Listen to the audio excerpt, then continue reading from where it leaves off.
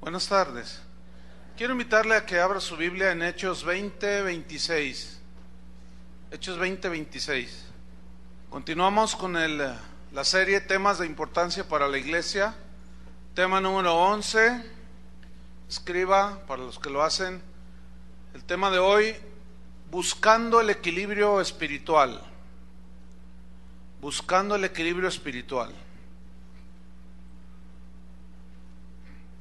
Dice Hechos 20:26. Me sigue ahí, por favor. Por tanto, dice Pablo, yo os protesto en el día de hoy, que estoy limpio de la sangre de todos, porque no he rehuido anunciaros todo el consejo de Dios. Por tanto, mirad por vosotros y por todo el rebaño en que el Espíritu Santo os ha puesto por obispos para apacentar la iglesia del Señor, la cual Él ganó con su propia sangre. Buscando el equilibrio espiritual. El ser humano es el único en la creación que tiende hacia el desequilibrio en todas las áreas de su vida. Es decir, que por naturaleza los seres humanos tendemos a los extremos, al desequilibrio, al desbalance. Y se supone que somos los seres más inteligentes del universo.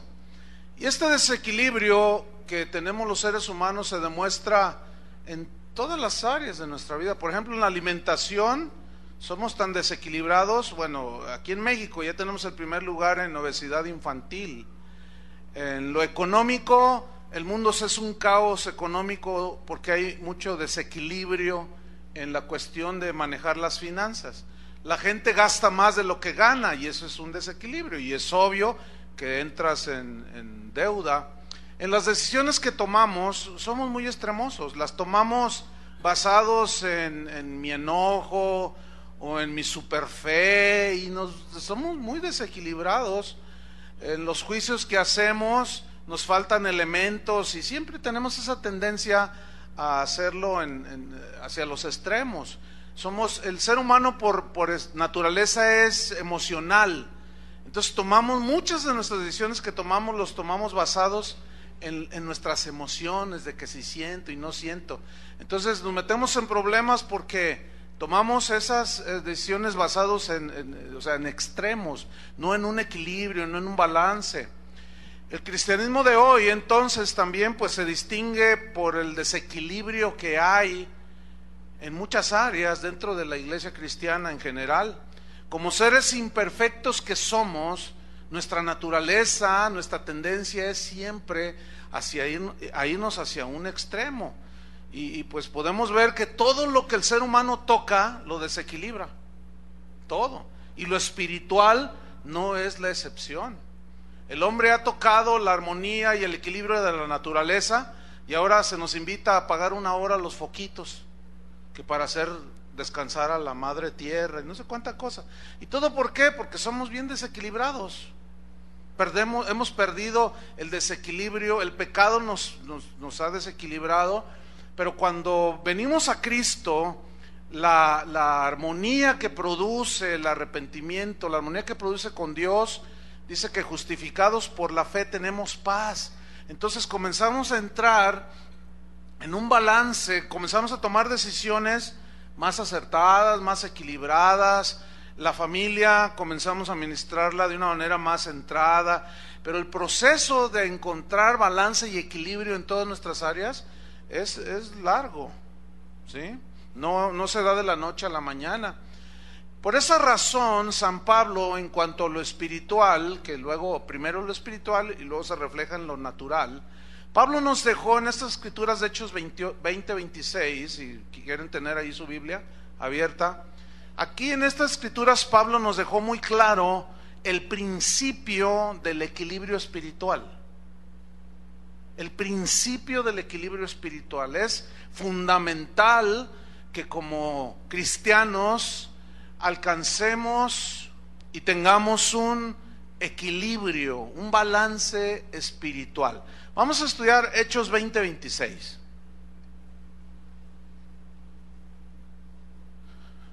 ¿Ya lo tienen ahí? Bueno, vamos a leerlo de nuevo. Este es nuestro texto que hemos tomado. Dice así Pablo: por tanto, yo os protesto en el día de hoy que estoy limpio de la sangre de todos. ¿Qué significa estoy limpio de la sangre de todos? En otras palabras, Pablo les dice: miren, si ustedes no fructifican, si ustedes no maduran, si alguno de ustedes se desvía o son engañados, yo no soy el culpable de eso. No soy culpable. ¿Por qué? Déjeme darle un contexto a lo que está sucediendo aquí. Aquí Pablo se está despidiendo de los pastores en Éfeso, de los que a Dios había llamado para cuidar al rebaño de Dios, a la iglesia de Dios. Entonces él les dice: yo protesto el día de hoy, pastores, que estoy limpio de la sangre de todos ustedes. Es decir, ¿por qué les dijo esto?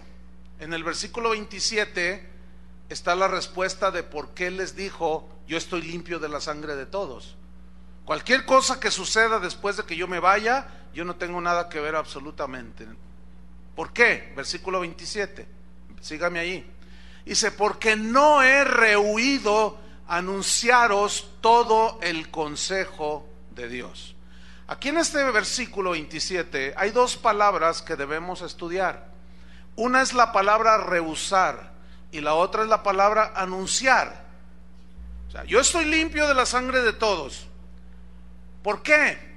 Porque yo no he rehusado, y la palabra rehusar, upostelo en el griego, significa ocultar algo, significa esconder algo. En otras palabras, miren, pastores, yo no soy culpable que si después de mi partida ustedes son engañados o se desvían. ¿Por qué? Porque yo no les he ocultado, yo no les he escondido absolutamente nada de lo que tiene que ver con la palabra de Dios, con el evangelio de Dios. Yo les expliqué a ustedes todo, les hablé una y otra vez, los instruí, les enseñé. Después de esto que me voy, yo estoy limpio de cualquier situación que ustedes vivan. ¿Por qué? Porque yo ya cumplí con mi encomienda de parte de Dios. Yo no les escondí ni les oculté nada. Entonces, la segunda palabra a estudiar es anunciar. Y anunciar viene del griego analgeleo, que significa anunciar algo de una manera detallada. Significa avisar con todo lujo de detalles sobre algo. Significa contar algo de una manera meticulosa, sin omitir detalle. Significa dar cuenta de algo detalladamente. También significa declaración de algo, de un mensaje, pero haciéndolo de una manera muy escrupulosa, con todo lujo de detalle. Entonces el versículo lo leeríamos así, el 26 y el 27. Por tanto, yo os protesto el día de hoy, que si no fructifican, que si algunos se desvían, que si no maduran, que si los engañan los falsos maestros, yo no seré culpable. ¿Por qué? Porque yo no les he ocultado nada, yo no les he escondido nada, les he anunciado el evangelio de una manera tan detallada y tan meticulosa que no me faltó absolutamente nada que anunciarles del evangelio. ¿Por qué dice el versículo 27 mismo? Porque no he rehusado anunciaros todo el consejo de Dios. Y aquí la frase todo el consejo de Dios significa toda la enseñanza evangélica, toda la enseñanza de la palabra de Dios. Ahora, vayan conmigo al versículo 28. Por tanto, dice, esa frase por tanto es muy importante en el versículo 28. ¿Por qué? Porque está ligada al versículo 26 y 27. de que no dejé de anunciarles nada, todo les dije con detalle, no les escondí nada, por lo tanto estoy limpio de cualquier consecuencia que ustedes lleven. Si no caminan conforme a lo que yo les enseñé, ese va a ser asunto suyo, yo tengo mis manos limpias. Por tanto, estoy en el versículo 28, mirad por vosotros. La primera encomienda que Pablo hace a los pastores es: miren por vosotros mismos, cuídense ustedes mismos. Esa era una instrucción que Pablo se la repitió a Timoteo, cuando le dijo: cuídate de ti mismo, Timoteo, y de la doctrina, porque haciendo esto te salvarás a ti mismo y a los que te escucharen. Fíjese qué importante es. Entonces dice: por tanto, mirad por vosotros. O sea, primero, uno como pastor, los pastores debemos de cuidar nuestro corazón, debemos de ver si estamos en la fe, debemos ver y analizarnos si estamos predicando el evangelio de Jesucristo, debemos ver si estamos haciéndolo de una manera detallada, debemos cuidar de no ocultar nada que los hijos de Dios deben de saber respecto a Jesucristo, respecto a su doctrina, respecto a lo que está escrito en la Biblia. Eso debemos de cuidarlo nosotros. Pero luego les da una segunda encomienda Pablo a los pastores, dice: miren por ustedes, versículo 28, síganme allí, y también por todo el rebaño. ¿Quién es el rebaño? Digan yo, digan nosotros. ¿Quién es el rebaño? Ok, entonces miren, haciendo una aplicación, nosotros tenemos que ver nuestro propio corazón, analizarnos y cumplir cabalmente nuestra responsabilidad como pastores, ¿sí? Pero para que en segunda instancia nosotros velemos por ustedes, o sea, por el rebaño, que es la iglesia de Dios.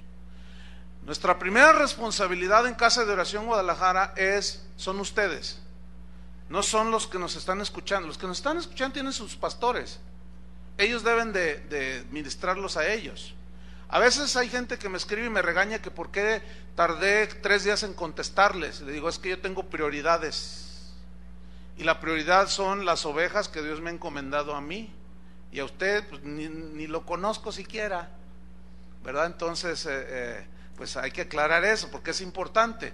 Ustedes aquí en Guadalajara son nuestra prioridad. ¿Por qué? Porque es la gente que Dios puso bajo nuestro pastorado, ¿sí? El rebaño, dicen que el Espíritu Santo os ha puesto por obispos. La palabra obispo en el griego significa cuidador, alguien que sobrevé, que cuida el rebaño, qué le falta, si está enfermo, qué alimento necesita. Dice, entonces el Espíritu Santo, dice, ha puesto a los pastores como esos cuidadores del rebaño. Dice, para apacentar la iglesia del Señor. La palabra o el verbo apacentar significa alimentar.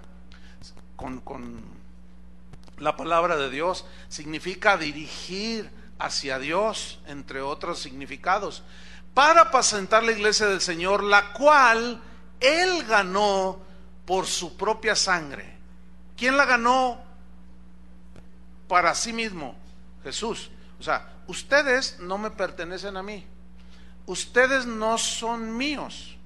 Ustedes son de Jesús. Entonces vamos ubicando las cosas. Como pastores aquí en Casa de Oración, Dios nos delegó una tarea para guiarlos a ustedes, para enseñarlos a ustedes, para alimentarlos, para apacentarlos, para que ustedes sigan al Señor lo más fielmente posible.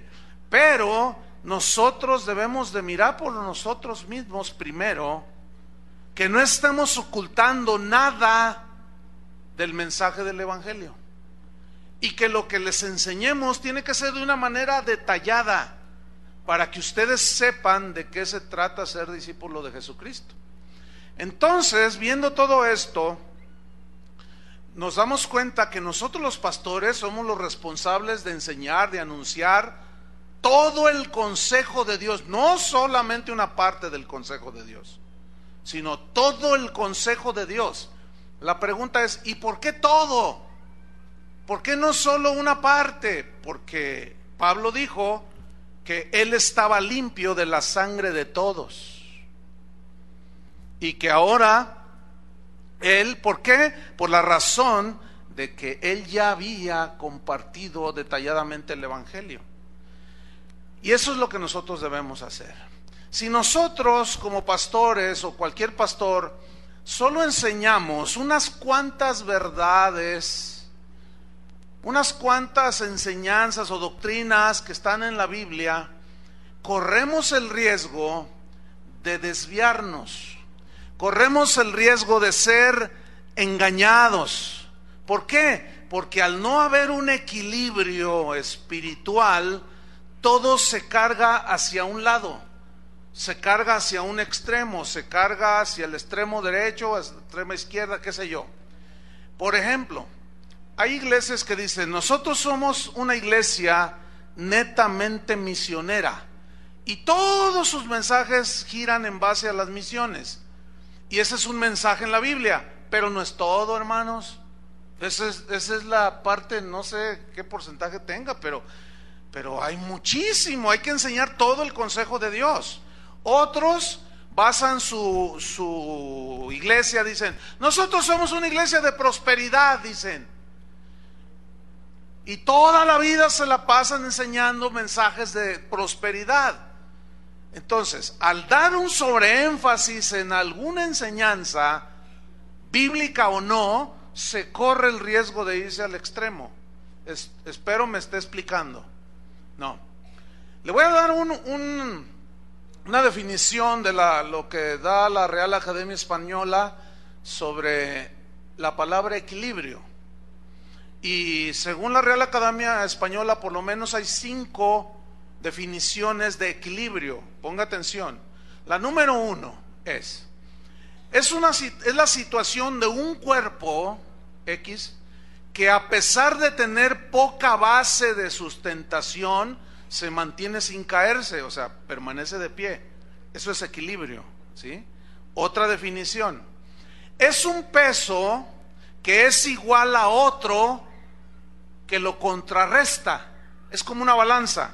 Hay un niño por acá, si por favor lo atienden, les voy a agradecer. Entonces está la balanza, está aquí un peso, pero en el otro lado de la balanza está otro peso que es semejante, para que haya un ¿qué? Equilibrio. Ok. Definición número 3: es la armonía que existe entre cosas diversas. Por ejemplo, se dice que hay armonía en la naturaleza.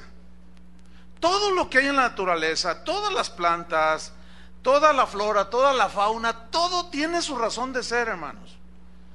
Hay personas que no les gustan los murciélagos porque están medio fellitos, ¿verdad? Y piensan que son vampiros y que en la noche les van a chupar la sangre. Entonces es erróneo, ¿verdad? Error. Los murciélagos cumplen una función muy importante que hace que se mantenga la armonía, el equilibrio en la naturaleza, porque esos animalitos salen de noche y su alimento evita plagas, de manera que en nuestra ignorancia matamos a los murciélagos y al rato estamos llenos de plagas.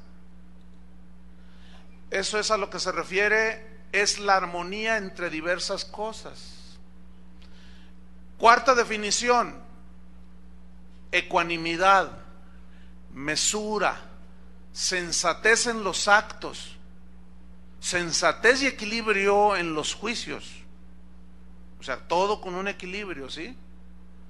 Número 5, son acciones balanceadas, encaminadas a sostener situaciones, actitudes, conceptos y opiniones equilibradas. Fíjate, opiniones equilibradas, conceptos equilibrados, balanceados. Por ejemplo, una opinión desequilibrada es la que dicen aquellos que el Guadalajara, las Chivas del Guadalajara, es el mejor equipo del mundo. Eso es totalmente desequilibrado, ¿sí o no? Todos los del América, sí.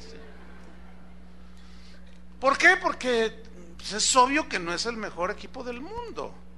Pero ningún Chiva Va a decir, nuestro equipo está en el ranking mundial en el 125. No, es el mejor del mundo. Entonces tu opinión, mi estimado señor Chiva, es totalmente desequilibrada, es desbalanceada, no es objetiva. Por lo tanto, pues la gente que te oiga decir eso va a decir, este tipo está loco o está desequilibrado mental, porque pues no, es obvio que el Atlas es el primero. No, por supuesto. Donde quiera que voy me dicen, haremos las Chivas. ¿Y por qué me dices eso? Ah, porque usted le va al Atlas. ¿Y quién te dijo? No, lo que pasa es para que haya equilibrio. A ver. Entonces, en lo espiritual, pues también hay mucho desequilibrio. Si en todo lo que tocamos hay desequilibrio, en todo lo que nos involucramos o tiene que ver con nuestra vida, está lleno de desbalance y desequilibrio, lo espiritual no está exento. Pero en lo espiritual el desequilibrio viene cuando enseñamos solamente un aspecto de la verdad. Recuerden esto.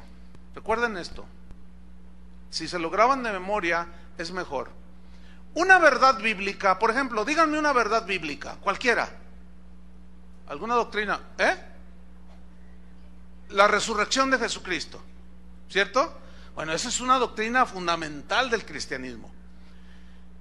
Si nosotros solamente hablamos de la resurrección de Jesucristo y estamos hable y hable como nuestro tema de siempre, y hay un sobreénfasis, estamos descuidando otras áreas de la vida.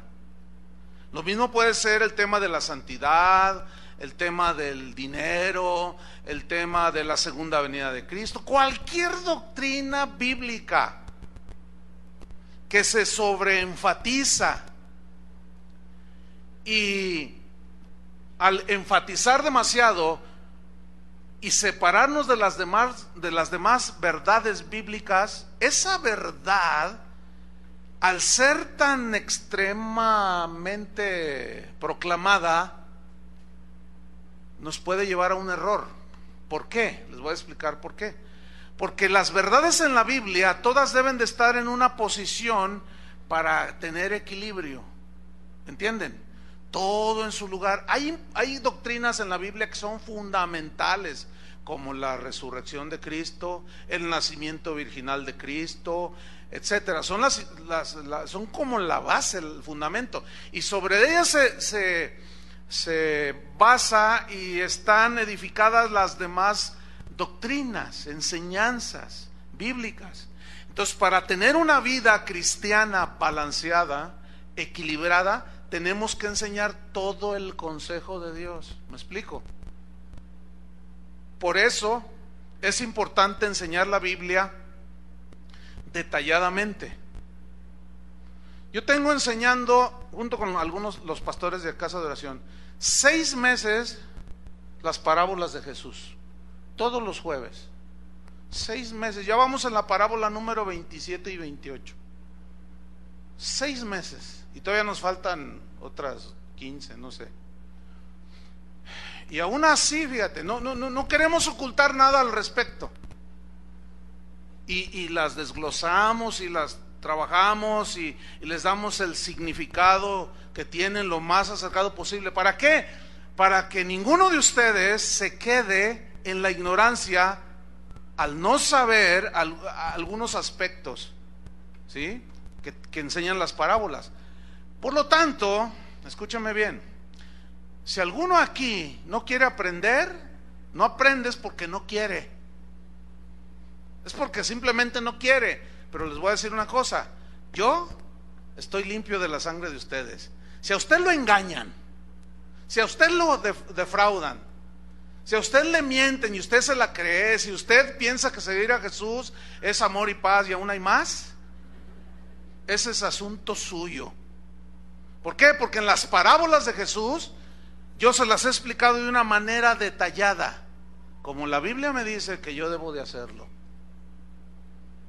¿Me expliqué? Entonces debemos de enseñar todo el consejo de Dios. Hoy vamos a tocar un tema importante. Todos son importantes para tener un equilibrio. Mire, hay muchos excesos dentro del cristianismo. Por ejemplo, hay excesos en lo que tiene que ver con los dones espirituales. Por ejemplo, Dios, dice la Biblia, que Él reparte como Él quiere. A algunos les da dones de milagros. Esos son dones que Dios da a algunos, no a todos. Bueno, ese don de milagros, al ser sobreenfatizado, exagerado, sobreexhibido, se caen en extremos tan vergonzosos que rayan en lo fanático, ¿sí? Entonces los que están de este lado ven los excesos de los que creen en los dones del Espíritu Santo y dicen: no, eso es del diablo. No, los milagros son de Satanás. Entonces los dos están mal. Tanto los que están en un exceso, que hacen un exhibicionismo aquí arriba en la plataforma, en un total desequilibrio del orden y de muchas cosas. Entonces, como algunos otros ven los excesos, entonces están de este lado, del otro extremo, y se quedan en el extremo, porque dicen: eso no es de Dios. Y los dos están, por lo tanto, equivocados. Porque el hecho, escúchenme bien, de que haya excesos no anula las verdades del Evangelio. Lo mismo puede pasar con el hablar en lenguas. Los excesos de que todos parece ahí un manicomio, y así dice, y entonces los que están de este lado dicen: mira nomás estos, ¿qué está diciendo? ¿Quién sabe qué estarán diciendo? Entonces dicen: no es de Dios, es del diablo. Repito, el hecho de que los de acá hagan excesos no anula las verdades del Evangelio. El hecho de que algunos abusan de las ovejas y les quitan su dinero y los asaltan literalmente en las iglesias no anula que hay una verdad acerca del dar para la obra de Dios. Y se van al otro extremo. Algunos que salieron de iglesias donde fueron abusados, les quitaron hasta los zapatos que traían, les quitaron desde la casa, el carro y todos los ahorros. Entonces, conocen un lado de la verdad, conocen para tener el equilibrio, y en lugar de equilibrarse van al otro lado. Primero les sacaron todo y luego ya están de este lado y ya no da nada. ¿Cómo está eso? O sea, porque tenemos esa tendencia al desequilibrio, hermanos. El ejemplo que voy a tocar es importante hacerlo. ¿Ha oído usted hablar sobre el ungido de Jehová? ¿Sí ha oído esa frase? ¿Ha oído eso de no toquéis al ungido de Jehová? ¿Sí ha oído eso? Bueno, hoy vamos a estudiarlo.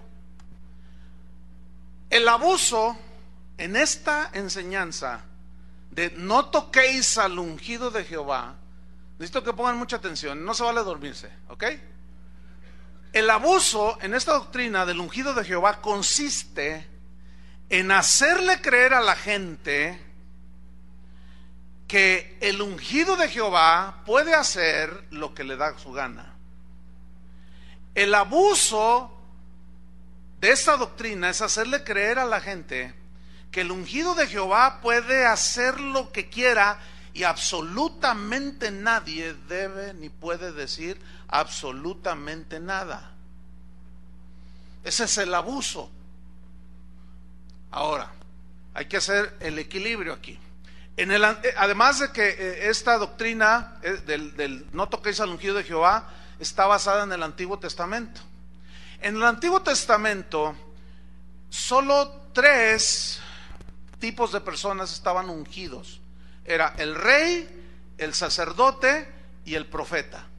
Por medio de esos tres, Dios gobernaba y se llamaba gobierno teocrático, es decir, Dios gobernaba a Israel a través de los reyes, que estaban ungidos con el Espíritu, a través de los sacerdotes que ministraron en el templo y a través de los profetas. Tres.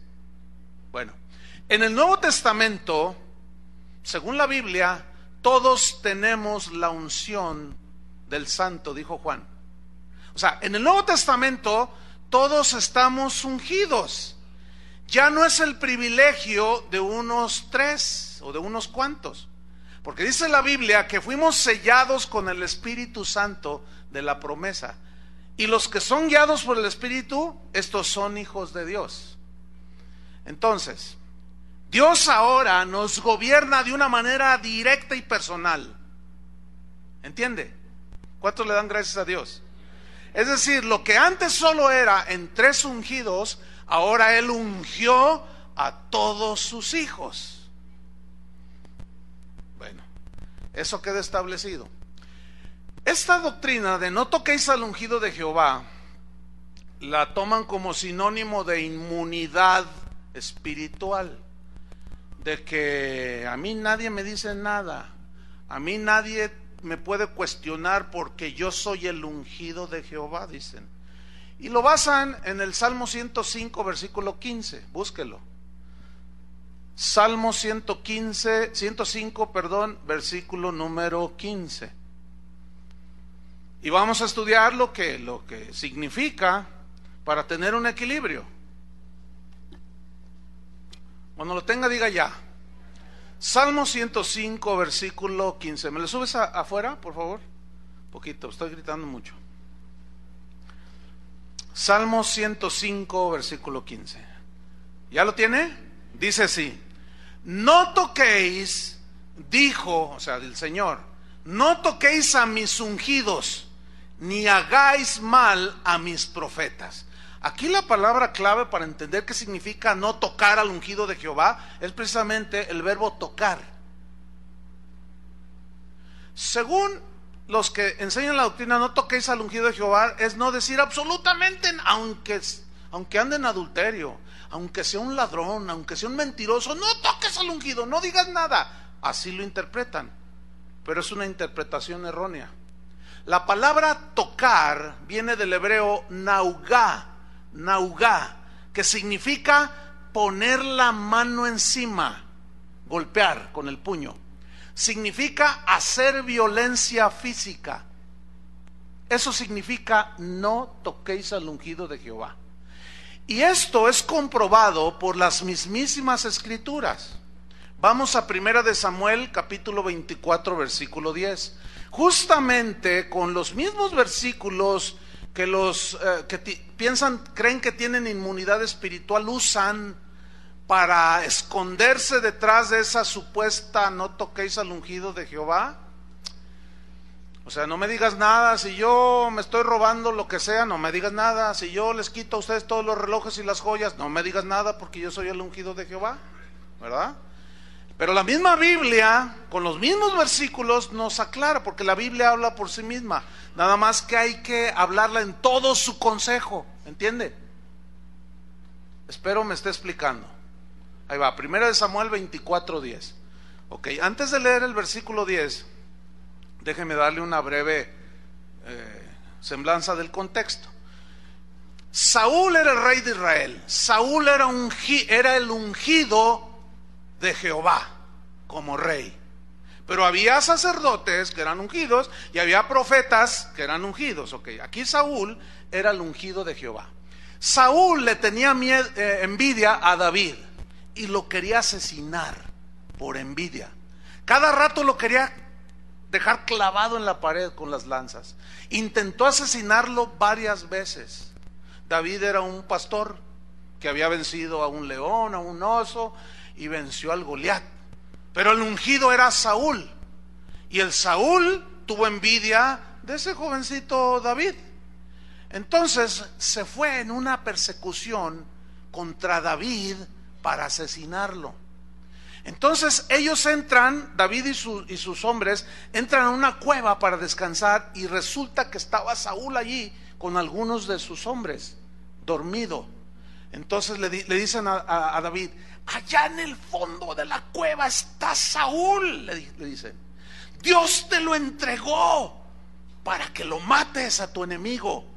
Entonces David dice: no, ¿cómo? Entonces se acerca y le corta un pedazo del manto de Saúl y se lo trae. Entonces se salen, y cuando ya despierta Saúl, David está así en lo alto y le grita: Padre mío, o sea, a Saúl. Y Saúl lo ve y dice: ay, hijo mío, David.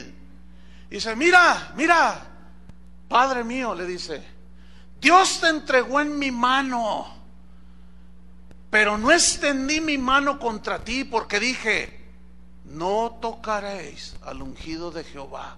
Mira, yo te pude haber matado, David. Mira este pedazo de tu manto. Y él se mira y dice: ay, hijito mío, David, gracias por perdonarme. Y miren lo que dice el versículo 10. He aquí, dice, han visto hoy tus ojos cómo Jehová te ha puesto hoy en mis manos en la cueva.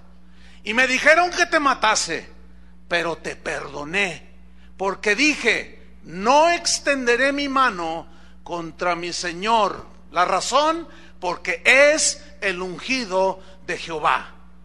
Díganme si no está en armonía con el Salmo 105, versículo 5. No tocaréis, no haréis violencia física al hombre de Dios. Ahí está. Capítulo 26, versículo 8. Esta es otra narración diferente, es otra oportunidad diferente para que, por medio de la cual David podía haber asesinado al ungido de Jehová, pero no lo hizo. Pero miren lo que sucede aquí. 1 Samuel 26, 8. Aquí es diferente, porque dice así: entonces dijo Abisai a David: hoy ha entregado Dios a tu enemigo en tu mano. Ahora pues, dice, déjame que le hiera con la lanza. Porque Abisai entendió que David no iba a matarlo, porque David entendía que Dios había dicho: no toquéis a mis ungidos. O sea, no puedes matar, hacer violencia física a uno de mis ungidos. Entonces Abisai le dice: déjame matarlo a mí. Miren lo que le dice: déjame que yo lo hiera con lanza y lo enclavaré en la tierra de un golpe, y yo no le daré segundo golpe. O sea, tipo Z, ¿verdad? El primero. Ahí quedó. Versículo número 9. Y David respondió a Abisai: no le mates, porque ¿quién extenderá su mano contra el ungido de Jehová y será inocente? Porque aparte el mandamiento eterno era: no matarás.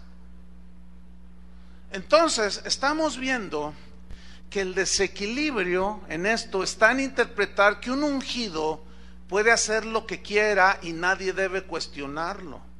Quienes abusan, malinterpretando estos textos, abusan de la grey, los tienen con una cinta en la boca y no les permiten decir absolutamente nada, aunque sea un delincuente el que está ahí arriba.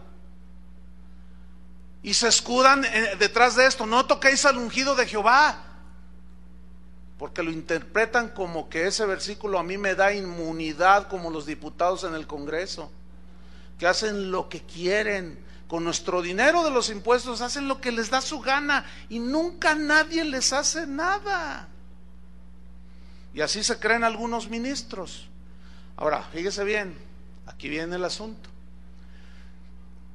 Si esto de no tocar al ungido de Jehová significara lo que hoy se malinterpreta, que tiene en un extremo a muchos ministros y en un extremo terrible a mucho pueblo de Dios, si esto fuera verdad, entonces ¿por qué sucedió lo que voy a narrar a continuación? ¿Qué sucedió? Muere Saúl. ¿Quién sube al trono? David. ¿Quién era el ungido de Jehová? David. Y comienza a reinar. Un día dice que estaba paseándose arriba allí en castillo. Y estaba ahí y de pronto miró que se estaba bañando una mujer hermosa, se llamaba Betsabé. ¿Se acuerdan de esa historia? Segunda de Samuel 11. Entonces David dice que la miró y la mandó traer, reduciendo un poco la historia. Cometió adulterio con ella. ¿Dios aprobará que cualquiera de sus siervos cometa un pecado así y se quede impune? No, ¿cómo creen? Por supuesto que no. Pero no solo cometió ese grave pecado, asesinó al esposo de Betsabé. Wow. Y era el ungido de Jehová. Eso prueba que cualquier ministro se puede equivocar, puede caer en pecado. ¿Me están siguiendo? Ok. Ahora, David sigue reinando y como si nada, su adulterio, pues yo soy el rey, a mí quién me dice qué. Pero resulta que había un profeta llamado Natán, y Dios le habla a ese profeta y le dice: ve y dile a David esta historia. Y los profetas en ese tiempo, ellos tenían entrada libre, no pedían permiso, ellos se metían a donde estaba el mismo trono del rey. ¿Por qué? Lo mismo hacía el sacerdote, tenían audiencia sí o sí, hablaban cara a cara con el rey. ¿Por qué? Porque Dios gobernaba a Israel por esos tres ungidos: profeta, sacerdote y rey. Entonces Natán, profeta, va delante de David y le dice: David, te vengo a contar una historia. Y David: sí que bueno, estoy un poco aburrido, cuéntame algo para entretenerme un poco, porque pues, a ver, cuéntame esa historia. Bueno, mira, David, fíjate que había un hombre muy rico, tenía muchas ovejas y gorditas, y no era un hombre muy rico. Y a ese hombre rico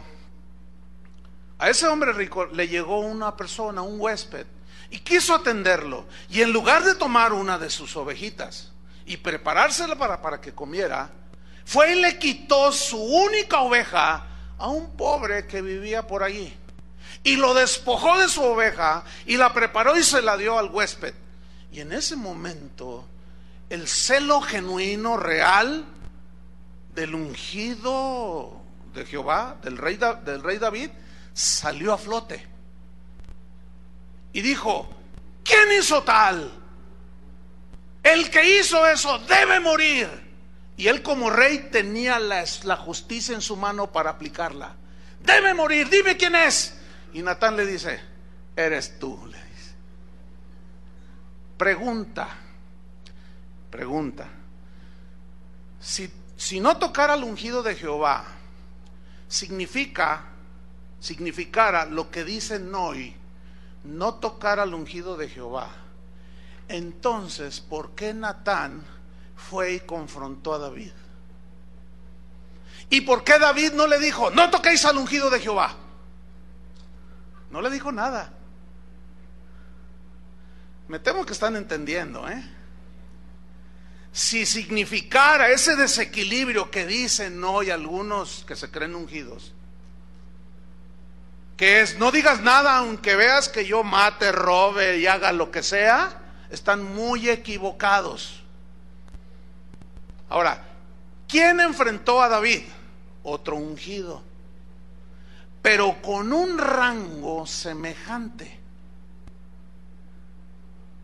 En el Nuevo Testamento, hermanos, la Biblia dice: contra un ministro, contra un pastor, contra un anciano, no admitas acusación, sino con 2 o 3 testigos.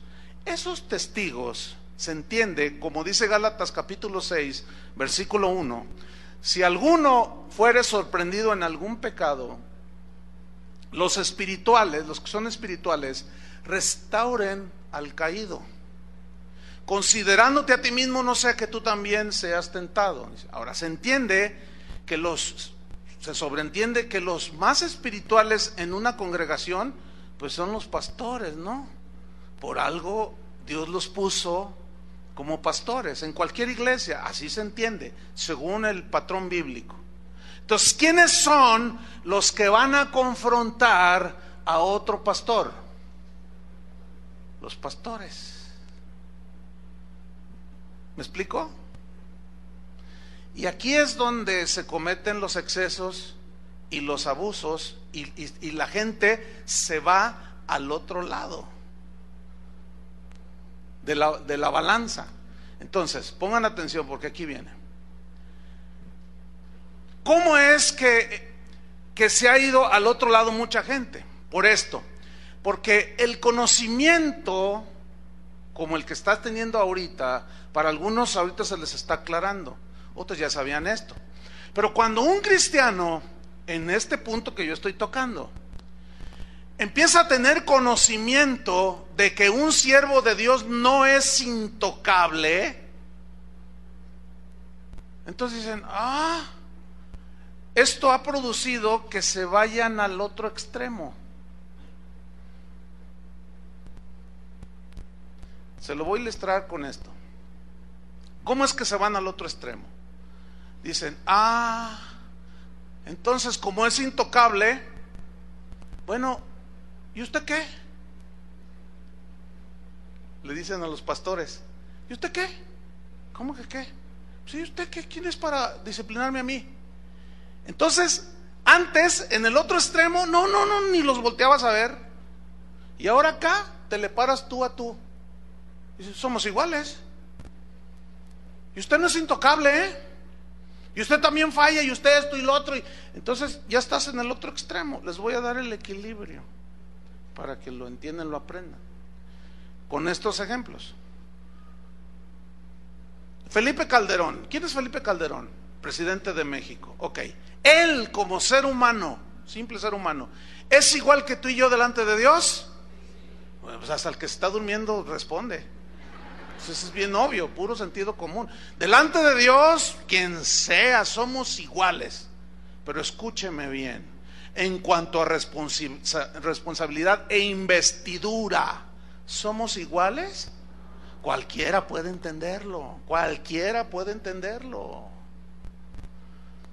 A ver, ¿quién de ustedes mañana sale rumbo a Los Ángeles y le habla al presidente Obama? Presidente Obama, mañana voy a ir a Los Ángeles y será bienvenido Pancho González.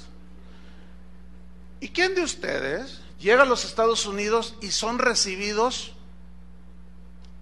con el ejército de los Estados Unidos? Con una banda que toquen el himno nacional mexicano y una bandera, y que te reciban así con honores y te saluden y todo. ¿A quién de ustedes? A nadie. Pero si Felipe Calderón le habla al presidente Obama y le dice, presidente, quiero ir a visitarlo a Washington, no tiene que decir cómo lo reciban. Lo reciben con todos los honores como corresponde a su investidura. ¿Sí o no? Entonces ahí hay una diferencia. Pero se lo voy a poner más facilita todavía. Usted es padre de familia. ¿Cuántos son padres? Ok. Ustedes, sus hijos, como simples seres humanos, ¿son iguales delante de Dios, sí o no? Hasta los que se están durmiendo contestan. Sí, no es difícil entender eso. Ok. Pero en cuanto a responsabilidad e investidura, ¿son iguales ustedes con sus hijos? No, no son iguales. ¿Quién de ustedes estaría totalmente conforme con que tu hijo de 14 años, con la alimentación desequilibrada que les damos hoy, que ya está de tu tamaño, 15 años el muchacho, entonces tú dices, ¿saben una cosa? No los voy a llevar en vacaciones, Semana Santa, porque no se han portado bien. No los voy a llevar de vacaciones. Entonces tu hijo de 14 años, que ya está de tu tamaño, se levanta y te mira así al tú por tú y te dice, ¿y tú qué? No, a ver, procuren no reírse porque esto es serio, ¿eh? Ok. ¿Y tú qué? Entonces tú, papá, le dices, ¿qué de qué? ¿De cuándo acá tú tomas esas decisiones? Tú y yo somos iguales. ¿O qué, acaso tú haces bien las cosas? ¿Todo lo haces bien? ¿Por qué te atreves a quitarnos nuestras vacaciones? ¿Es correcto lo que está haciendo este joven? Ven, cualquiera lo entiende. ¿Por qué? Porque son los padres y tienen autoridad, y los hijos, dice la Biblia, deben de respetar a sus padres, ¿sí o no? Pero si ese padre le dice a uno de sus hijos: hijo, ve y vende este kilo de cocaína y tráeme el dinero, pero rápido. Pregunta: ¿debe someterse y obedecer ese hijo a su padre? No. Miren, yo sabía que ustedes eran inteligentes, pero no tanto. Ahora sí ríanse, ¿verdad? Por supuesto que no. Escúcheme bien. Escúcheme bien. Hay un límite en la autoridad que tienen los padres. Hay un límite en la autoridad que tiene un presidente. Hay un límite en la autoridad que tiene un pastor. Y hay un límite que tienen también las ovejas. Y todo debe ser manejado en equilibrio. Los hijos deben saber respetar a los padres. Pero si los padres les dan mandamientos que transgreden la palabra de Dios, los hijos no están obligados a obedecer a sus padres. Lo mismo sucede en la iglesia. Nosotros los pastores tenemos un límite en nuestra autoridad. Abran su Biblia en Hebreos 13. Búsquenlo ahí, Hebreos 13. Versículo 17.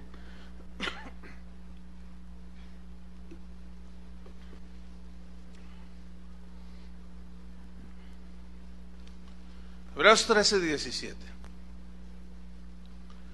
Dice así: obedeced a vuestros pastores. ¿Qué dice? Ok, les pregunto, ¿para quién es ese mandamiento? ¿Para mí o para ustedes? En este caso, díganlo fuerte. Para ustedes, no es para mí. Ahora, ¿qué dice allí? Obedeced a vuestros pastores. Ok, ese obedecer, les pregunto, ¿es con los ojos cerrados? Por supuesto que no. Ese obedecer a vuestros pastores como ustedes hacia mí, ¿es incondicionalmente? No, no. Hay un límite, hermanos. Ese obedecer se reduce a esto. Por ejemplo, si yo les digo: hermanos, por favor, lleven a sus niños allá al cunero, porque como ellos se distraen, luego lloran, y los que están a su alrededor, ellos pierden la concentración, y está el niño llorando y está jugando con la pluma y golpea la silla y se pierde la atención, ¿sí o no? Sí. Bueno, si yo les digo: por favor, hermanos, obedezcan, ¿qué tienen que hacer? ¿Y por qué no lo hacen?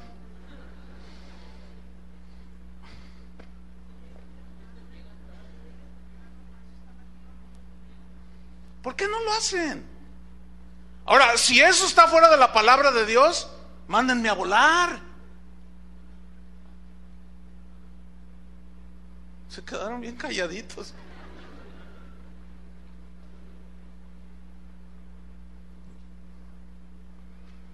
Lleguen temprano, hermanos, porque miren, esta es una iglesia, Dios es un Dios de orden. Lleguen temprano, por favor, y les da uno la explicación. ¿Está dentro de del parámetro de la obediencia? Si alguien viene y me dice: pastor, un matrimonio, ay, pues me ofendió mi marido, entonces yo le digo al marido: pídele perdón. ¿Y yo por qué le voy a pedir perdón? Espérame. ¿Qué no dice la Biblia? Obedeced a vuestros pastores. Si yo le digo: perdona a tu esposa, escúchenme bien, porque hay unos cabezones, así con todas las letras, cabezones. ¿Y usted quién es para decirme lo que tengo que hacer? Soy tu pastor. ¿Verdad? ¿Y por qué no obedecen? Pero ¿qué si viniera uno y me dijera: pastor, ¿sabe qué? Anoche le tengo que decir, le puse una golpiza a mi esposa y le pegué con el puño cerrado. Quise hacerlo con el puño abierto, pero le pegué con el puño cerrado. ¿Y cómo la dejaste, oye? No, pues está toda así moreteada. Tengo miedo que me vaya a denunciar allí al DIF. Hijo, ¿sabes una cosa? Se lo merecía tu esposa. Hasta a mí me harta tu mujer. Mira, es más, te voy a decir algo, para la otra dile, y va por el pastor. Es que es bien fácil, hermanos. Yo estoy apelando al puro sentido común, ni siquiera al discernimiento espiritual. O sea, se las estoy poniendo bien sencillita. Pregunta: si yo le dijera eso a alguien, a un hombre que golpeó a su esposa, que le diera una de mi parte, ¿me tiene que obedecer el cabezón este? Pues les aseguro que algunos lo harían, porque son tan cabezones que no saben diferenciar, son tan desequilibrados.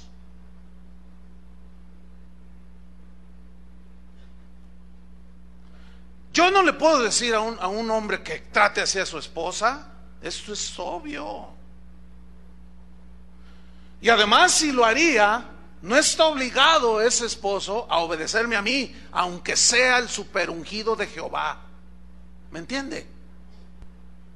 Usted no está obligado. Entonces, todo tiene su límite porque tiene su equilibrio. No, si pasamos ahorita a cualquiera de los ujieres, a ver, ven para acá. No, ahí te dejamos en tu puesto. Pero si yo pasara a cualquiera y les diría, oye, ¿cómo son los hermanos? ¿Son obedientes? ¿Cómo son los hermanos, hermano? Sí. No, si les doy una instrucción pastoral, hermanos, por favor, miren, sigan las instrucciones de los ujieres, de las edecanes que están para servirles, para que este lugar sea un lugar de orden.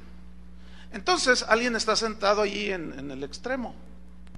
Entonces están todas las sillas solas acá, y acá hay otras 3 personas. Entonces llega el ujier y le dice, hermano, ¿me hace un favor?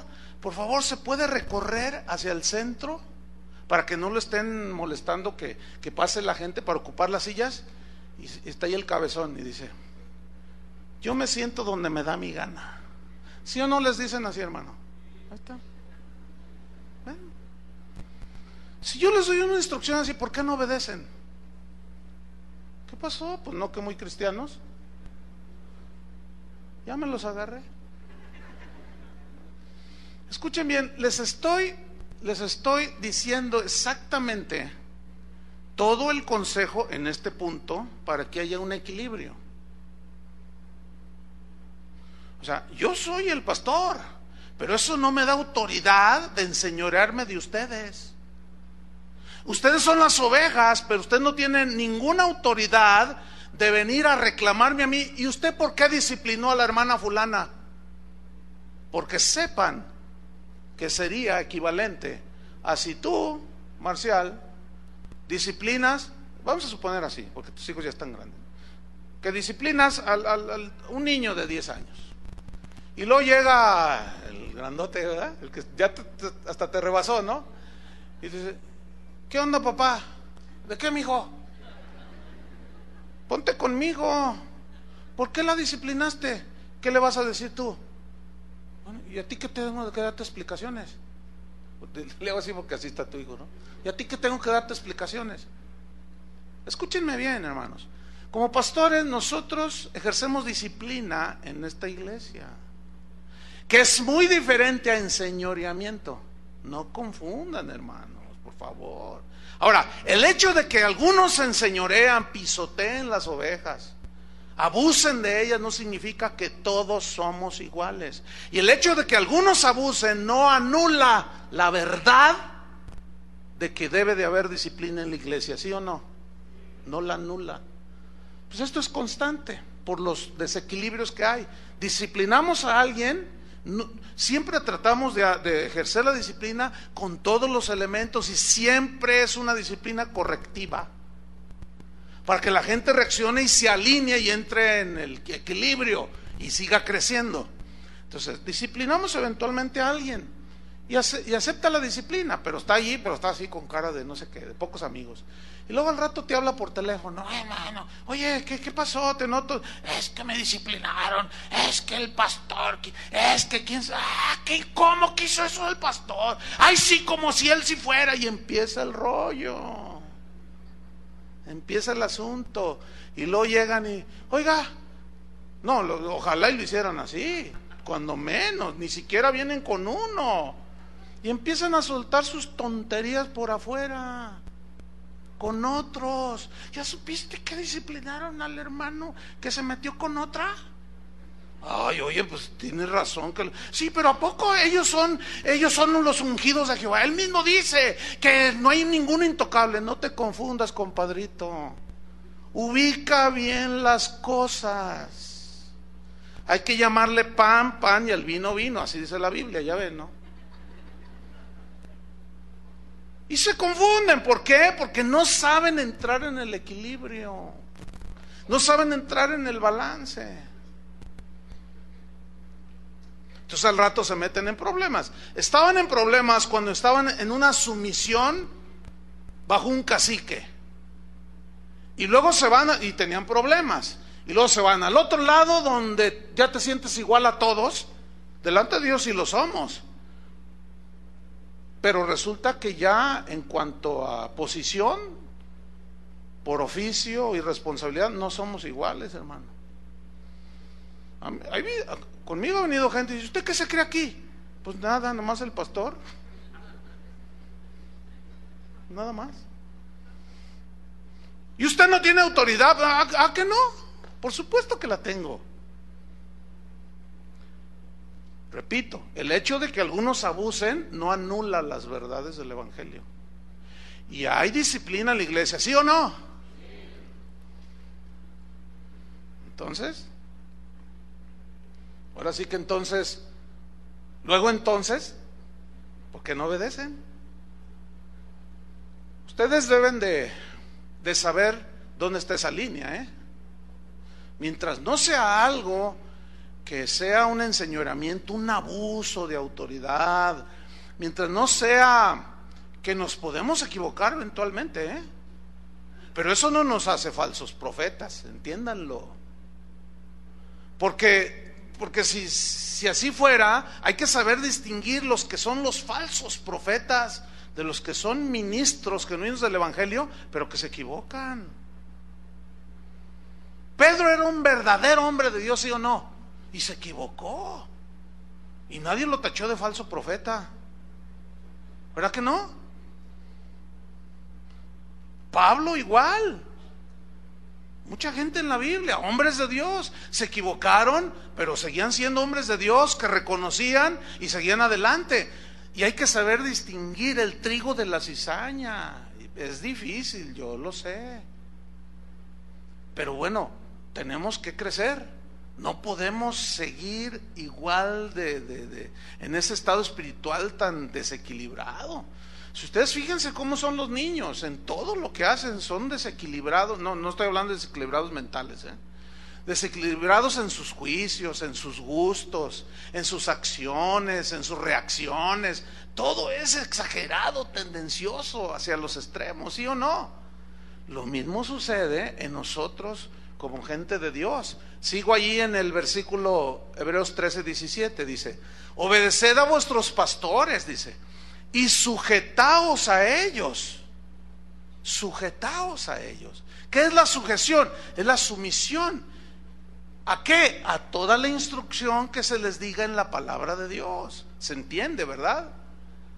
Ahora, si hay un abuso, repito, si de pronto digo aquí: hermanos, Dios me dijo que ustedes me van a regalar sus relojes, vengan aquí, siembren en la casa del Señor, siembren para el siervo. A ver, empezamos por los de acá. A ver, Chuy García, ponles la muestra, ándale. Vengan aquí, déjenme todos sus relojes aquí. ¿Y usted tiene que hacer eso? Claro que no, ¿por qué? Pero si les decimos: vamos a recoger los diezmos y las ofrendas, ¿verdad? ¿Qué? ¿Allí no? ¿Y por qué no lo hacen? ¿Ven? A muchos estaban en el otro extremo, les quitaron todo, vienen al conocimiento del otro área de la verdad y para equilibrarse, y se van al otro lado y ya no dan nada, no disparan ni en defensa propia, no dan nada. Dicen, no, ¿por qué? No, ¿por qué?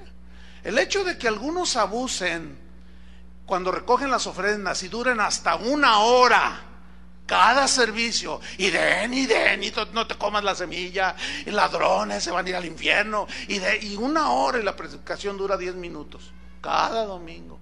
Se recogen hasta 7 ofrendas, que para esto, que para el otro, que más allá, y que no sé qué. El hecho de que unos hagan esos abusos, porque eso es abuso, eso es un extremo, una exageración, no significa y no anula que hay una verdad de que todos los hijos de Dios deben de dar. Y muchos de ustedes ya se fueron al otro lado, pero eso les voy a hablar el siguiente, de hoy en 8, para que no vengan,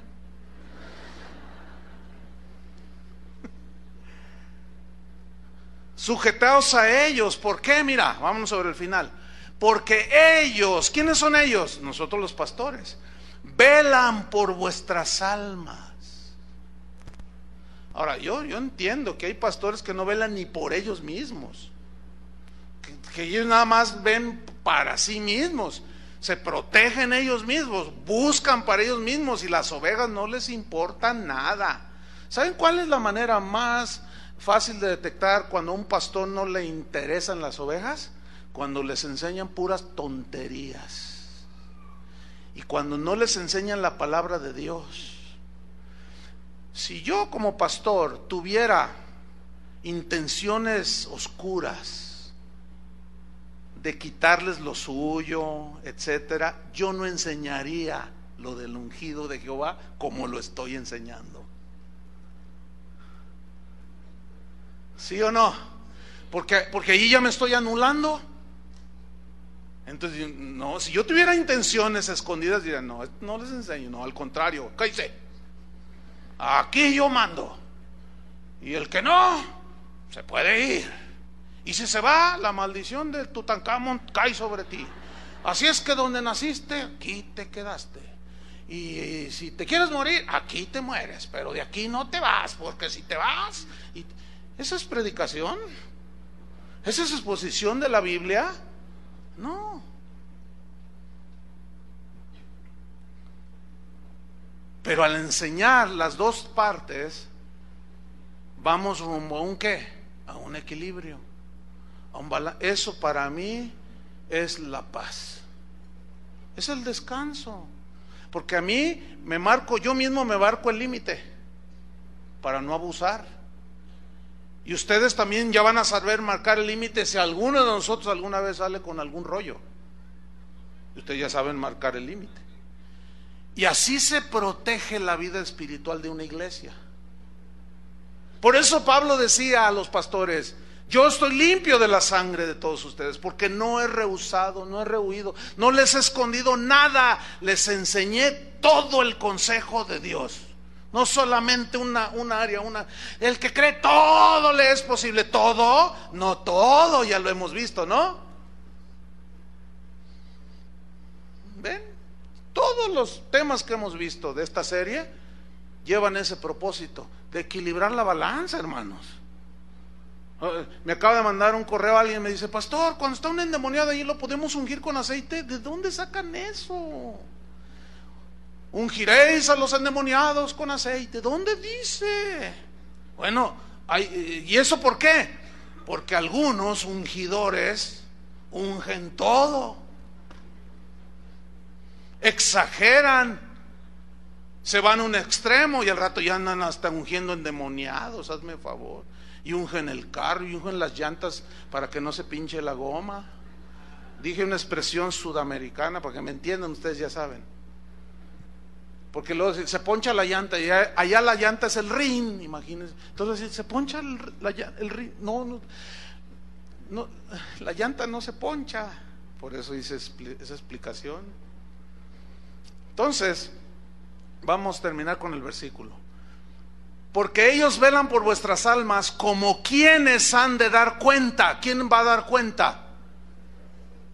nosotros por ustedes. Pero luego, para equilibrar el asunto, fíjense cómo se dirige a los pastores, luego a las ovejas, a los pastores, a las ovejas. Ahí está. Como quienes han de dar cuenta para que lo hagan con alegría. ¿Para que hagan con alegría qué? Obedecer y sujetarse. ¿Y eso para quién es? Para ustedes. Para que lo hagan con alegría y no quejándose. No quejándose. Descansarían los edecanes, ¿verdad? Si la gente no se quejara, ¿verdad, hermano? Porque se quejan de todo. Hace calor, luego le prenden, hace frío.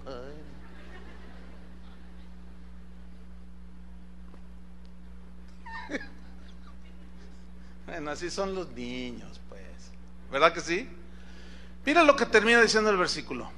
Porque esto no es provechoso. ¿Para quién no es provechoso estarse quejando y desobedecer? Para ustedes. Siempre y cuando nosotros los pastores estemos apacentándolos. Entonces, para que se dé esta armonía en una iglesia, debe haber ambas partes, para que haya armonía.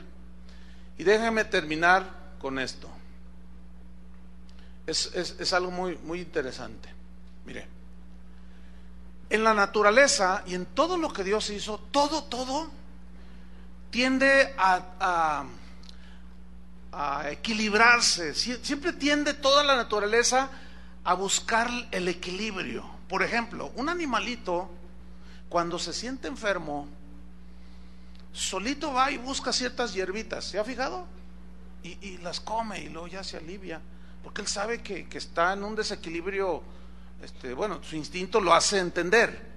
Todo tiende hacia buscar el equilibrio, y nosotros no. Eso es penoso. Mire, con este ejemplo se lo ilustro y terminamos. Si usted tiene una vara un fierro, que usted lo puso al fuego y alcanza la temperatura de 300 grados centígrados, y ahí lo tiene usted, 300, está incandescente, está rojo, y usted tiene un lebrillo, un balde con agua a 4 grados centígrados de temperatura. Entonces, si usted mete ese fierro al agua con 4 grados de temperatura, hay una reacción en ambos, ¿no? Hay una reacción en el agua y hay una reacción en el fierro.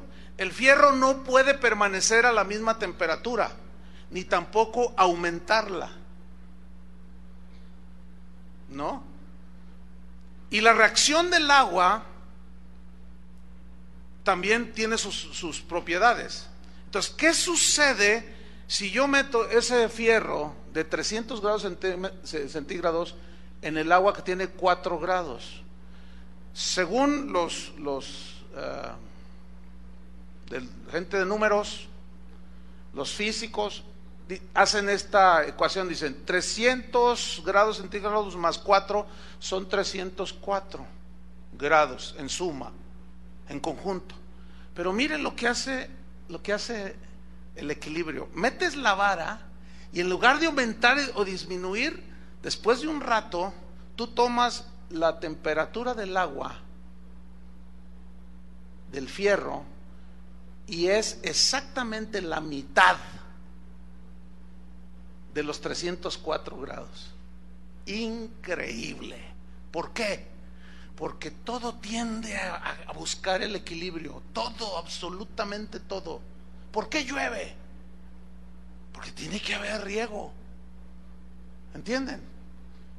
Y podemos poner 20,000 ejemplos. Todo tiende a buscar el equilibrio.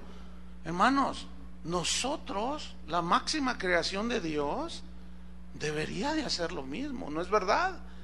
Siempre buscar, encontrar el equilibrio en todo. Oremos.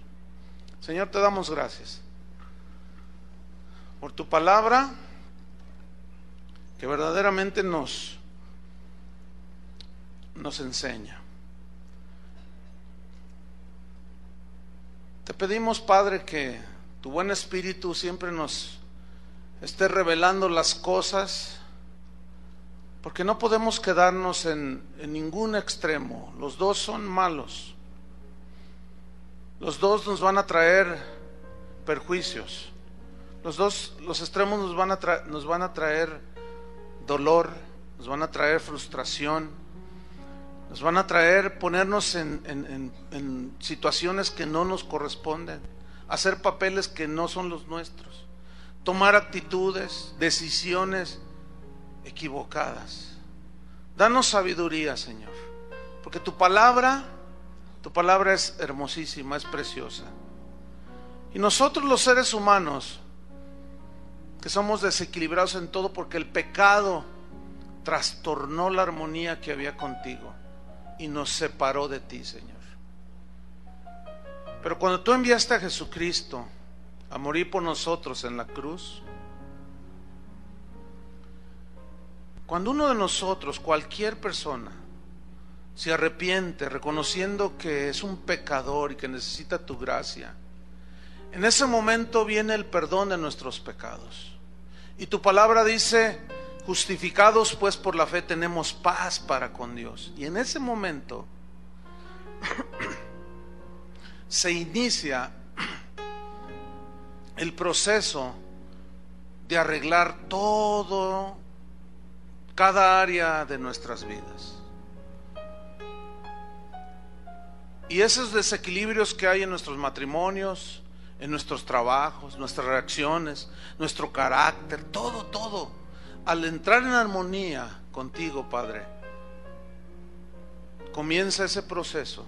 Tu Espíritu Santo es de armonía, tu Espíritu Santo es de unidad, y comienza el Espíritu Santo a hacer una obra en nosotros por la palabra, y comenzamos a armonizar con nuestra esposa, con nuestros hijos, con nuestro prójimo.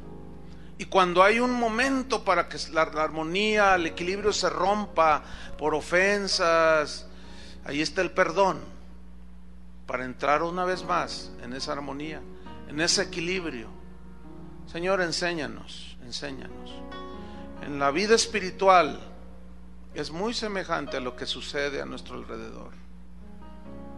Gracias porque tú nos estás llevando a obtener ese equilibrio, ese balance. Y como decía San Pablo, acomodando lo espiritual a lo espiritual. Cada cosa en su casillero, en su lugar. Para de esa manera, de una manera equilibrada, llamar a lo malo malo, a lo bueno bueno. Que a veces a lo malo le llamamos bueno y viceversa. Danos sabiduría, Señor. Gracias porque tú has formado así la iglesia de gente imperfecta, gente perdonada, ciertamente lavada con tu sangre, pero imperfectos. Ciertamente nadie de aquí está exento de equivocarse. Pero tú has dado palabra, has dado escritura, has dado dirección de cómo la iglesia puede seguir adelante. Y cómo a algunos les das una investidura como responsables, a otros simplemente tú los añades para que sean dirigidos, pastoreados. Y cada uno debe de cumplir su responsabilidad, sin abusos, sin extremos. Reconocemos que somos extremosos, Señor, y estamos aprendiendo. Sigue enseñándonos cada día, Padre. Danos esa armonía en las áreas que necesitamos, ese equilibrio, Señor, para no tropezar, para no caernos y dañarnos. En el nombre de Jesucristo te damos las gracias, Señor. Amén. Que Dios les bendiga a todos.